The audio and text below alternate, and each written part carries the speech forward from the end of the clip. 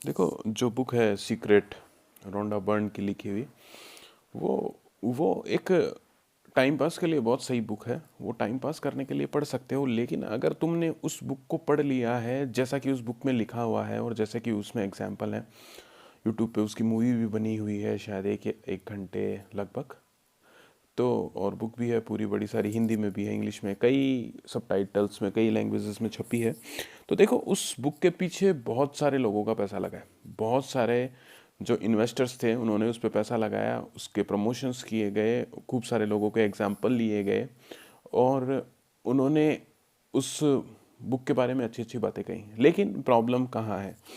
सभी पढ़ रहे हैं बुक सीक्रेट, तो सभी को आगे बढ़ जाना चाहिए ना। और जितने भी सक्सेसफुल लोग हैं, तुमने उसमें कैसे लोगों को एग्जाम्पल दिए देखे हैं? कोई भी किसी नॉन, किसी सेलिब्रिटी का, कोई बिजनेसमैन, किसी ऐसे आदमी का उसमें एग्जाम्पल है जिसको तुम जानते हो या नॉन है, जो बिजनेसमैन है? जैसे इलॉन मस्क है, बिल गेट्स है, वॉरेन बुफे है, जैक मा है, अली बाबा है, इन लोगों की एग्जाम्पल है उसमें? नहीं है।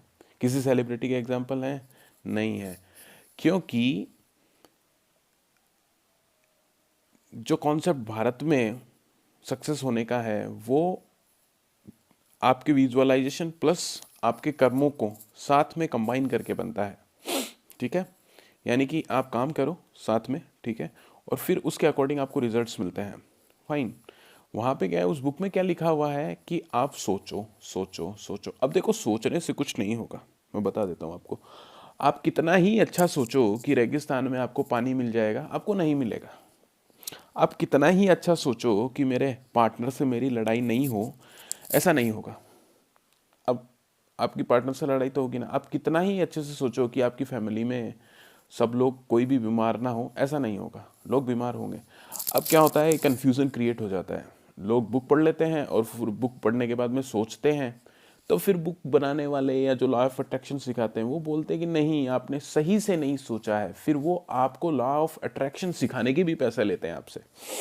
वो आपको इस चीज़ के भी पैसे लेते हैं कि लॉ ऑफ अट्रैक्शन काम कैसे करें। अब इसमें काम क्या करना है? लॉ ऑफ अट्रैक्शन अगर है तो वो अच्छे से काम करेगा ना। अगर हम किसी चीज़ को, किसी बाबा ने तुम्हें कोई बूटी दी है और तुम, उसने कहा है कि भगवान का नाम लेकर के खा लेना, सही हो जाओगे, लेकिन तुमने भगवान का नाम लेकर के खा लिया, फिर भी तुम सही नहीं हुए, तो बाबा क्या बोलेगा? कि तुमने मन से नहीं किया, तुम्हारे अंदर श्रद्धा नहीं है। अब तुम बोलोगे कि श्रद्धा कहाँ से लाऊं, ये श्रद्धा क्या चीज़ होती है? वही बात है।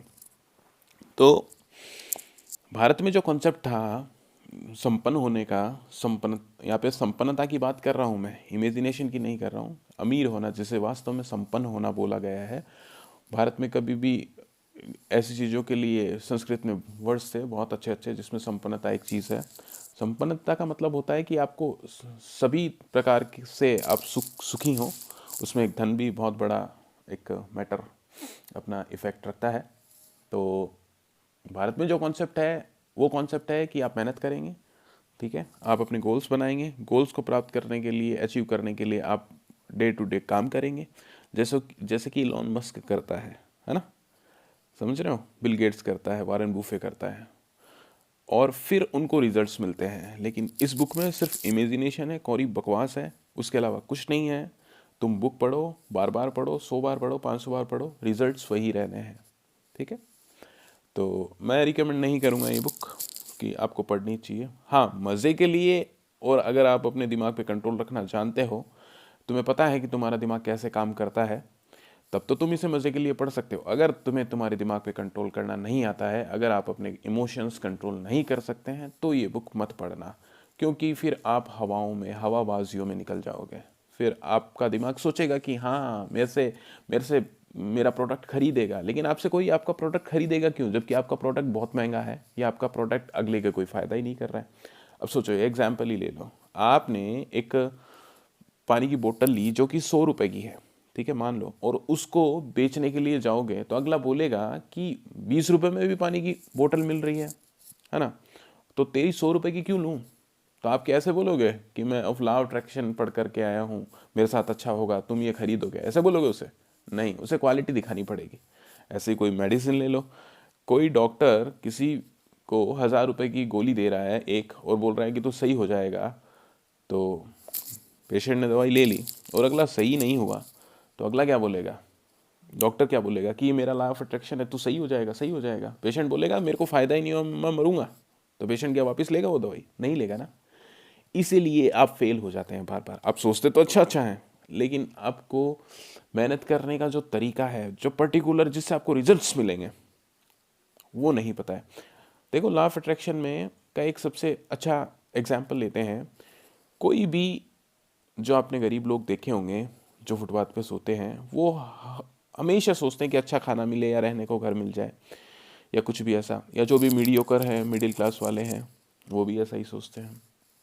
और कम से कम जिस माँ का बच्चा भूखा है, वो तो ज़रूर सोचती होगी ना कि मेरा बेटा खा ले, कुछ ना कुछ ज़रूर खा ले। आपसे रास्ते में कई बार आप रेड लाइट पे भी आपको मिल जाते हैं, लेकिन फिर भी आप उनके बच्चे को देखो, उनके बच्चे कैसे पतले से होते हैं, पेट फूला हुआ, खाने के लिए कुछ है ही नहीं। तो वो माँ नहीं सोचती है क्या खाने के लिए? जरूर सोचती होगी ना, लेकिन उसके एफर्ट्स गलत हैं, उस माँ के एफर्ट्स गलत हो जाते हैं। इससे अगर वो रेड लाइट पे अगर किसी से पैसे मांग रही है, तो कोई सेठ मिल गया, साहूकार मिल गया, तो ठीक है, उसने 100 का नोट दे दिया, 500 का नोट दे दिया, 1000 का नोट दे दिया, तब तो हो गया काम।